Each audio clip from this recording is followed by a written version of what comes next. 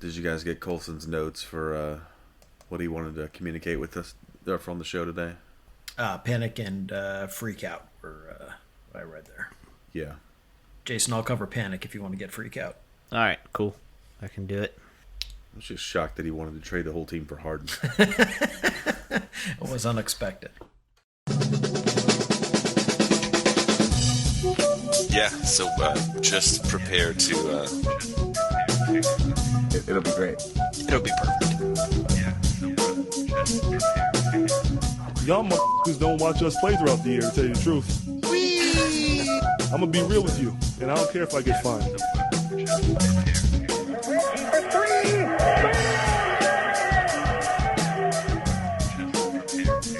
That must be Jeremiah. Put them down. That train is off the tracks. Who doesn't love the bouncy castle? Hitler. Just prepare to... just prepare to be awash in undebeatable goodness. Welcome, Pacers fans. You were listening to the Undebeatables, your semi-weekly Pacers podcast. Today is December 17th, 2023, and this is episode 676. Coming to you from Indianapolis, Indiana. I'm your host, Joey Gaffrida, the man behind the dials. This show, we're going to discuss a sweet 1-3 week of Pacers basketball with games against Detroit, Milwaukee, Washington, and Minnesota. Joining me this show are two of our three analysts, coast to coast, like buttered toast. First, offering a knowledgeable and analytical perspective, it's the doctor, Jason Triplett. What is up, Pacers fans? What is up, Undebeatables? That put a lot of pressure on. Shout out to Chuck Diesel celebrating a birthday. Shout out. Shout out. And from Boise, Idaho, out west, it's our spiritual / emotional leader and enforcer, keeping the podcast grounded and focused. It's John Harper. You can't let the AI run the show, Joey. It's, I appreciate. Thanks. Shout out to Google's Bard who gave us our descriptions this time. But yeah, I mean, I think that the AI has taken our past shows and just, there's no pressure. This is indicative of our previous performance. So, I agree we with got to do is everything Thank you. future overlords have said. Mm-hmm. Yeah. future. So Cool. So Harper, thanks for keeping it spiritual here. Yeah. Yeah, I'm good for that. Before we get into the rest of the show, we'd like to remind listeners that they can help support us, the longest running Pacers podcast, by heading over to patreon.com/undebeatables, and you can support us for as little as $1 per month. Thanks again to everybody who has taken up that and help support us. We gotta pay some bills. It's nice to get support doing that along the way.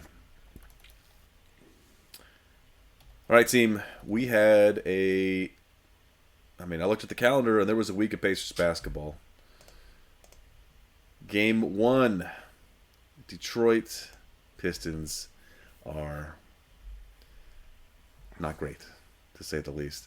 Monday, December 11th, Pacers take their road trip to Detroit and win this one 131-123.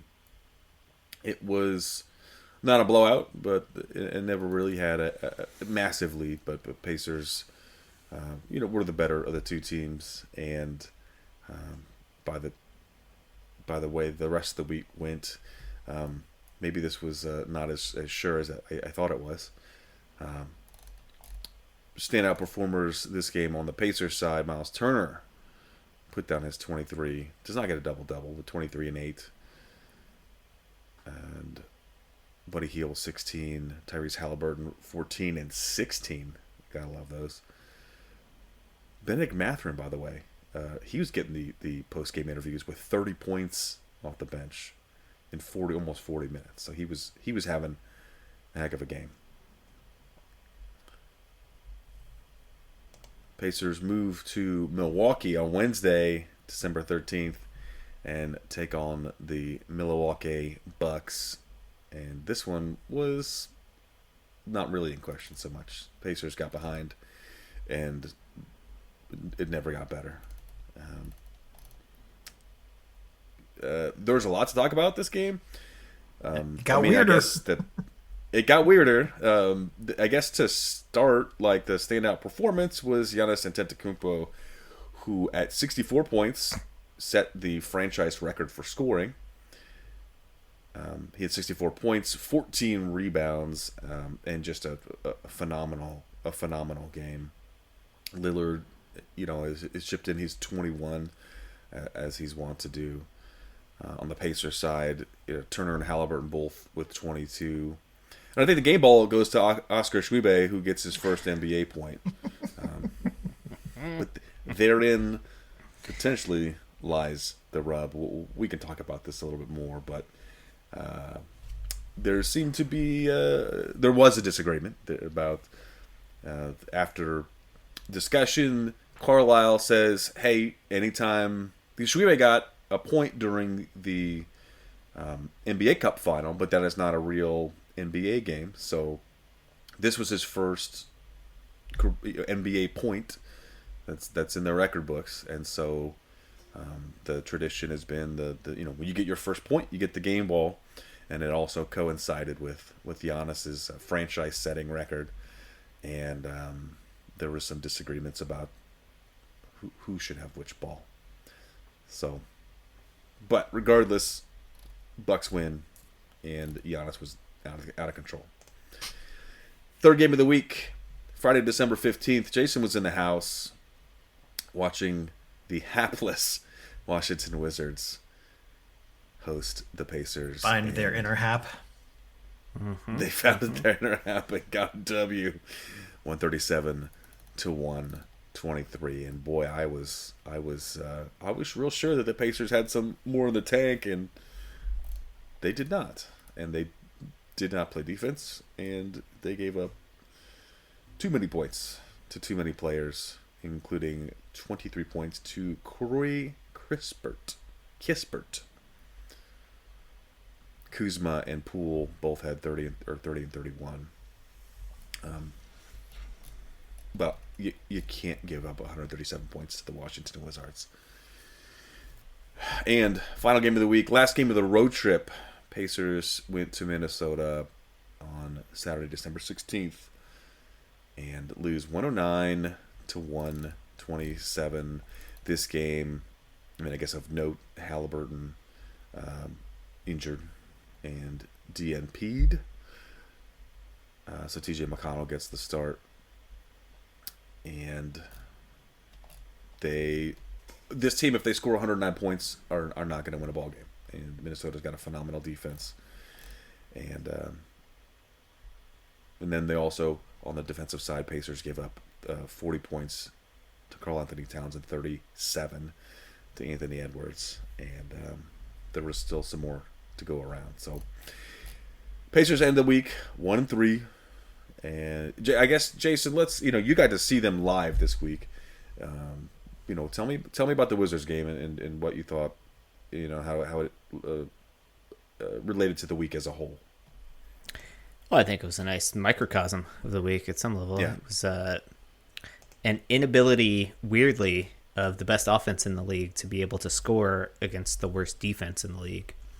And obviously we gave up way too much to the Wizards. I missed the first half due to a traffic situation in lovely Washington, D.C. There was like a major fire or something like that, so we got rerouted and didn't get there till halftime. Anyway, so I didn't see Jordan Poole eat our lunch in the first half, but apparently he did.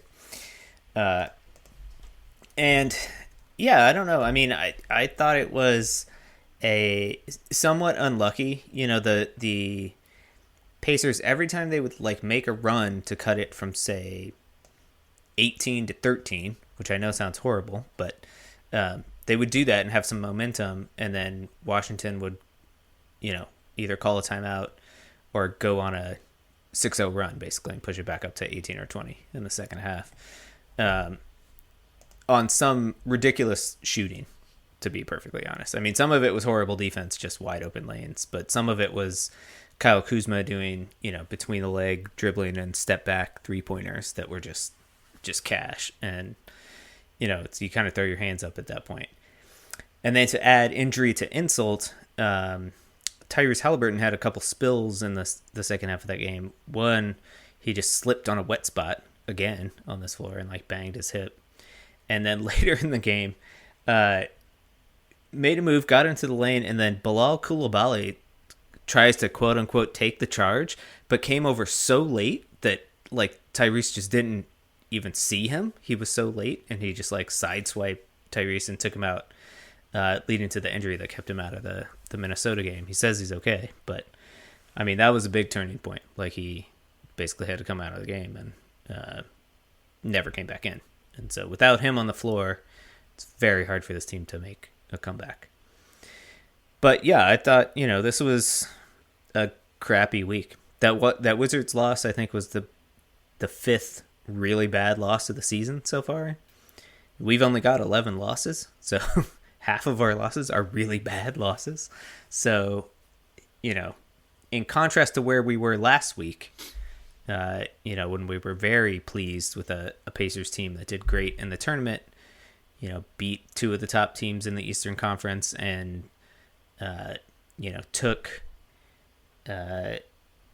hung with the Lakers, I guess. I mean, I don't know. They had a shot to win that game, at least, right? And I don't know. I feel like maybe they got a little bit too much smoke blown up their butts, and they're, think they can just coast into things, and that's just not how it works in the NBA.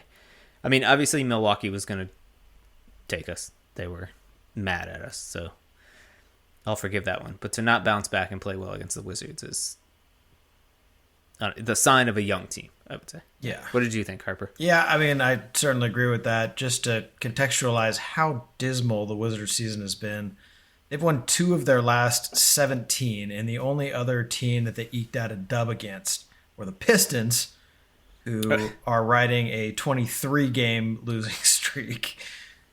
So, the Wizards we made look a lot better than they have looked most of the season. In fairness, they're up right now on the Suns as we record, so maybe we are the team that lit them on fire, and they're going to turn their season around, but probably not.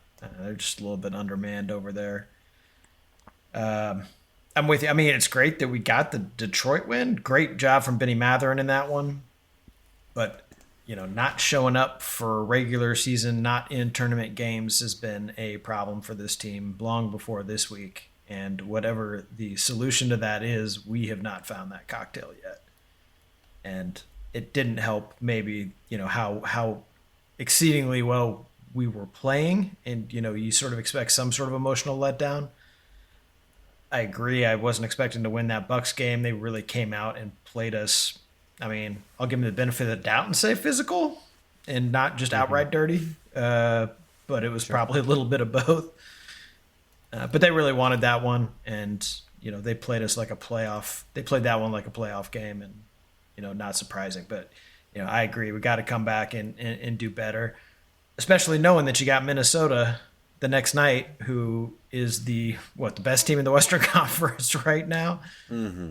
It's just, that's going to be a tough game. You don't have your leader on the floor. You got to find a way to do better. And we just got our doors blown off in that second quarter against the Wizards and really just could never claw back in. Mm-hmm. Yeah, it's disappointing, I guess. The other thing that I noticed from the Wizards game, which we've seen a little bit more, it showed up in that Lakers game, is we're a small team. We don't have a ton of size. And it showed. There was a time, I was at the game with Jill, and, there was a time in the second half. I mean, obviously, Carlisle was trying some things and playing a small ball lineup, but, literally every Wizards player was taller than every Pacers player on the court. And so, coming down on defense, there's just length everywhere, proportionally at least, and so it just made it very hard to score. Ironically, for literally the worst defense in the league in the Wizards. So that's something that needs to be solved. And if we're not making 3-pointers, it's definitely a live by the 3, die by the 3 thing, right? And we have not been making 3-pointers lately. And if we don't make, I would say, 13 to 15 a game, we're done. That's almost that one Milwaukee game being accepted where we shot horribly. That still won the game. Right. Yeah. Minnesota, we only got up 21 threes, hit 6 of them. The size differential was no better in that one. A team that trots out Gobert and Big Cat. They're tough.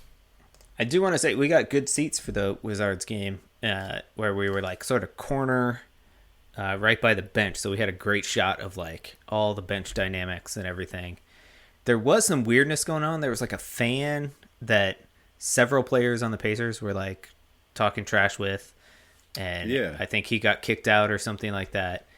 Yeah. And I think it was Isaiah Jackson was particularly perturbed with him in that instance. And then he came back somehow, got back, and the whole bench was like, "What? This dude's back? No way!" And then that time, Obi Toppin was like super pissed off. So I don't know who these guys were or what was going on, but it certainly wasn't helping focus on the game or whatever. Was that on the broadcast? Did you guys see that? Yeah, they definitely they actually kept the camera on like for a very long time, like the sort of whole interaction with particularly Isaiah Jackson, and then kind of like the walk of shame, like all the way through the thing until they were like all basically out of view, which I thought was a little bit weird. Normally when there's like fans doing stuff, like they usually don't put too much I don't think they want to don't give promote that, so okay. Yeah, Isaiah had a pretty good week for us, though. He and Matherin sort of bright spots in an otherwise not great week for us. Yep. Josh Walker got a little bit of burn, starting to claim himself some minutes. That's nice. Yeah. The Halliburton injury hurts, obviously. It's doubly worse because Nembhard's still out, so, I didn't watch the Minnesota game, so I don't know who we played as backup point, but it couldn't have been good. We were running Ben Shepherd at point down the stretch. Yeah, Bruce Brown was our primary ball handler for long stretches. That makes sense. Yeah. And that Bucks game, I mean, in spite of, it was a loss, so that's not that much fun, but it was also 3 hours long.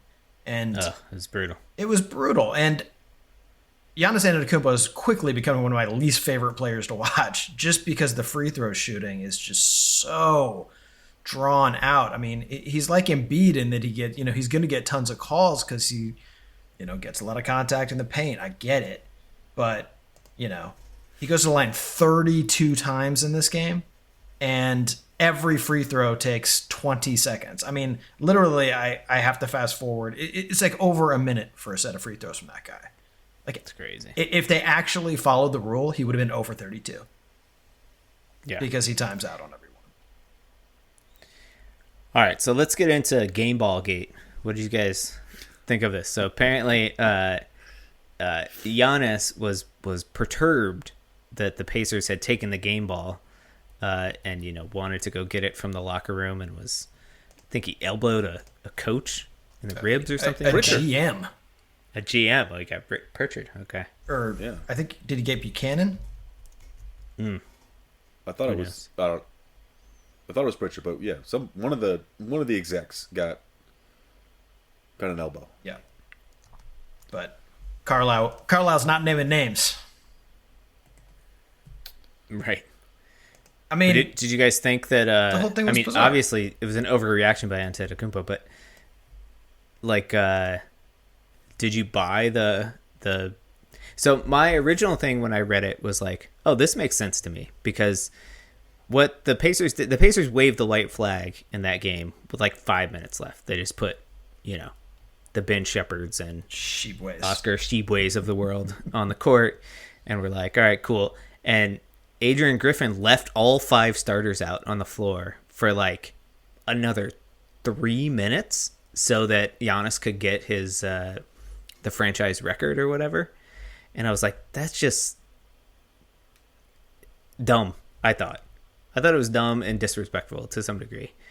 And what made it kind of cool though was that our bench unit, Ben Shepherd, went nuts and hit like 3 straight threes and cut the lead to 10. So all the starters had to come back in the game after Griffin had finally take all of his guys out. And so that's why Giannis ended up with 64, because I think the record was 56 or something like that. Yeah, and then he came back in they took him out at at 58. Yeah, 58. Okay, yeah. So my initial instinct was Red. like, oh yeah, they definitely took that ball on purpose just to be petty, and good on them. I mean, the thought had definitely occurred to me, but it turns out that there's film out there of them getting. So there's a secondary and I think maybe even a third ball that they keep just, in case something happens. And there's video of the game ball, the live game ball, going to a Bucks assistant or, PR guy or something. And one of our guys getting, a secondary game ball and walking to the locker room. And yeah, I guess Giannis is so in tune with the rubber that he can tell which ball is which and flipped his lid running down the Pacers hallway. I guess he got stopped short of the locker room itself. Yeah, like security wouldn't let him in. Yeah, I mean, Rick Carlisle says that, no punches were landed, which is not a great way to have to describe a situation. I don't know. The whole thing was crazy. Way too much adrenaline in that guy's system for sure. And I just, the NBA hasn't handed down any punishment, but you can't have that. You can't have this situation happening. No. Like, it's amazing that there wasn't a full out fight. There probably should have been. Right.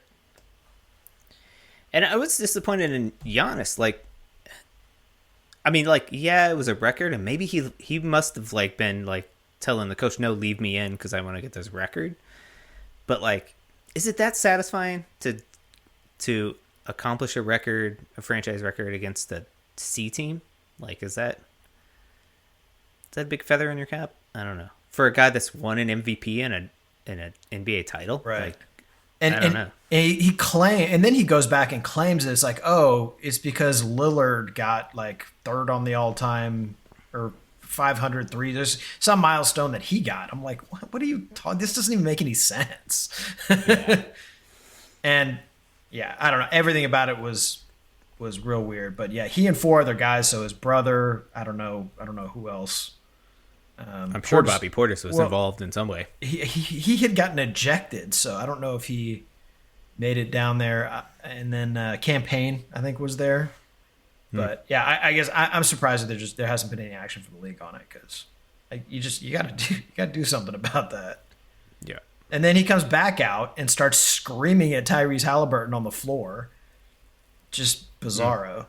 Like, I mean, I'm sure Tyrese had no idea what the hell was happening.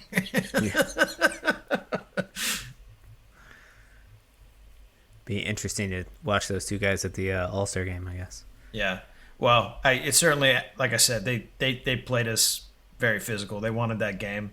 They do not like us, it would seem at this point. No. So we can expect,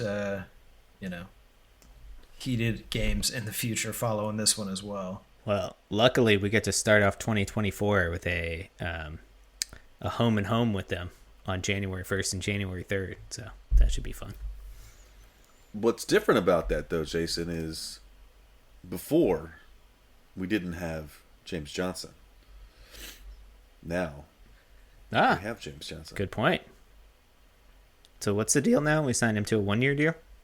1-year deal, yeah. And he the last team he was on was the Pacers last season, but now we gave him a 1-year deal, and fans may remember him as definitely a locker room guy, but he's also the one that there was a poll taken by NBA players, and it was which player would you least want to fight, and it was James Johnson. Yeah, yeah. He's like an MMA guy, right? Yeah, and I think the Pacers signed him the day after Giannis was trying to get into the locker room. Just saying. You know. Everybody needs an enforcer. I will say he's got to be a good locker room guy because he was just on the bench. It was his first night, right, with this Pacers team, just hanging out, just having a good time. Like, he was best friends with everybody. It was crazy. Yeah. And he's just talking all the time. Just like, it was amazing.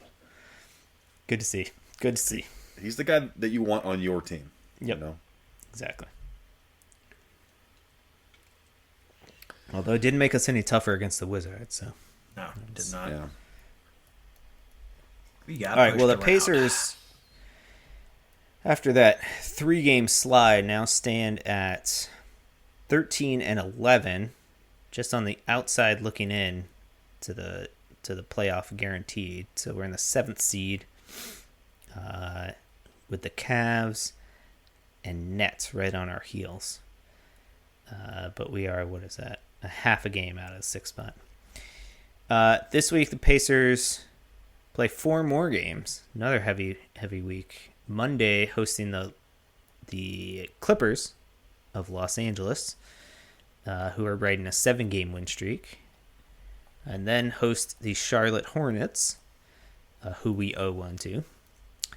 Then travel to... and that game's on Wednesday. Sorry. On Thursday, second night of a back-to-back, travel to Memphis and take on the Grizzlies, who I believe will have Ja Morant at this point. Suspension ends Tuesday. Yeah. And ended up Saturday night back in the Fieldhouse hosting the Orlando Magic, who are in 4th place in the Eastern Conference right now. So, what do we got predictions, guys? We got Clips, Hornets, Grizz, Magic. Well, I don't want to be disappointed again this week, so I'll go 0-4. We should be able to do better than that. Fair enough. I'll jump on 1-3 for the exact same reasons. We better win that Charlotte game. If we don't, I'm on strike next week. Right. Since you Joey, two what do you took my first 2 numbers, I'll take 2 and 2. I think we're gonna beat the Clippers. Going to be decisively mediocre. Yeah. Was it? Remember that year that the Pacers alternated wins and losses for like, I don't know, it was like 20-some games or something like that. That was a Paul George team, right? Oh yeah, Oh, of course. Paul George Looks signature. like he's got a signature. Yeah, his calling card is all over this team. So, I assume that Colson's going to pick 4-0 for this week because he's very amped and excited about. Oh wait, no, he said the Pacers have no heart and have given up on the season. So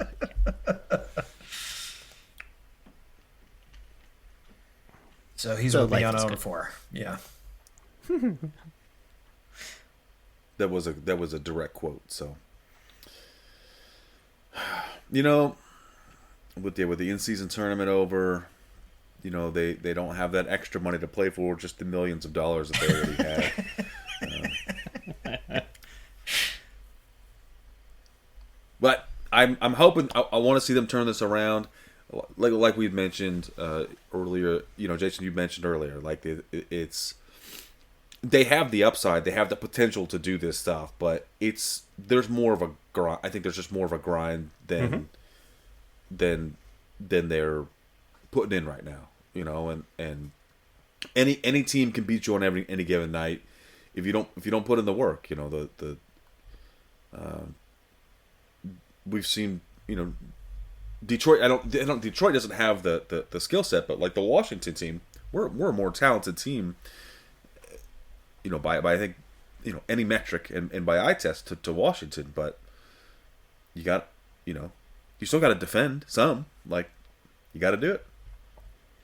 And we won games without hitting too many threes, you know. But we got to get there. And so I'm hoping the team But yeah, we've had what you said, like 5 like bad losses. Like, you know, that Boston game earlier, we lost by like 50 or whatever. You know, like these are, you know, they're losing in dramatic fashion as well as there's some sweet wins in there. So hoping we can pick this up, learn some stuff, get back together and get some more W's. As it stands, Pacers are now, I think, in the 7th spot. You know, in the play-in area, but got to get those dubs. All right, team. We'll be back with you later on. Until then, you can hit us up on the social medias. We are on Twitter at Undebeatables, Facebook.com/The Undebeatables, a website. TheUndebeatables.com is a contact form there. You can use that to send us a message. You can email us. Shout out at TheUndebeatables.com and at the website /store where you get the merch. And for the architect, Donnie Walsh, and our once and always, now in the Hall of Fame head coach, Bobby Slick Leonard. Turn out the lights. The party's over. Yeah. That was the best one I think I've ever heard. Thank you. The Pistons have a chance before the end of the year to break the all-time losing streak record. I was looking at that. I was looking at their sched. Currently got very at winnable 23. games. Yeah. We've got What's the winnable record? games against the Hawks and the Nets this week, though. The record is 28. They currently sit in a 4-way tie for 5th place. They can capture, let's see. How bad On December 30th for them would be their chance to break the all-time record versus Toronto. I feel bad for Bogey. Yeah, he was out and now he's back, so maybe that will help them not Maybe. be the worst team ever. Maybe. Ugh. What was that? Was it the Bobcats that had like they won like not consecutive, but they won like single digits, right? Like for the season. Yeah, I think that was probably the 2012 season. One of the teams that they are tied with the to 23 consecutive losses is the Bobcats. Yeah, no, and I think numerically you'd almost have to pack that many losses into a season. Yeah, it ain't easy to win 9. No. In this economy. Wait, what is their record? Yeah. The Bobcats went 7-59. It was a lockout season, I think. Yeah. Okay. They were eliminated from the playoff contention on March 28th Ugh. after which is actually kind of late. That seems really late, actually. Well, I think that season started late because Yeah. of the lockout. Yeah, that must have gone into August. They had a 7-41 record at the time, and then proceeded to lose the next 18 games as well. Bleak. But for an 82 game season, I want to say, yeah, the 72-73 Sixers won 9 games. Okay. Yeah, I knew. I was thinking 9. Yeah, the Sixers have 2 of the records above the Pistons currently. The overall record with 28 from the 2015 season, and also tied for number 2 from the 2014 season where they had 26 in a row.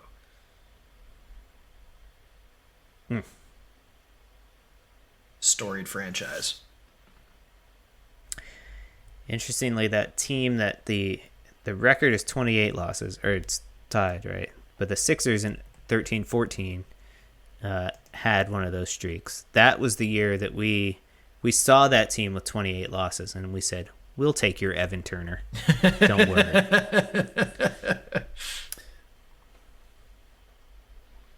punch him. Mm-hmm. Shout out to Lance. The 28 loss actually spanned over 2 seasons. So okay. The Cavaliers have 26 and are tied with the 76ers on 26 for within a single season. Mm-hmm.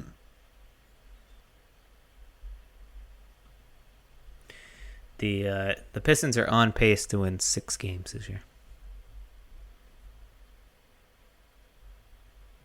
Yeah, 6. the Spurs finally broke up their 18-game winning streak or losing streak. Yeah, good on them. Gets the Lakers of all teams. Yeah, The in-season champs.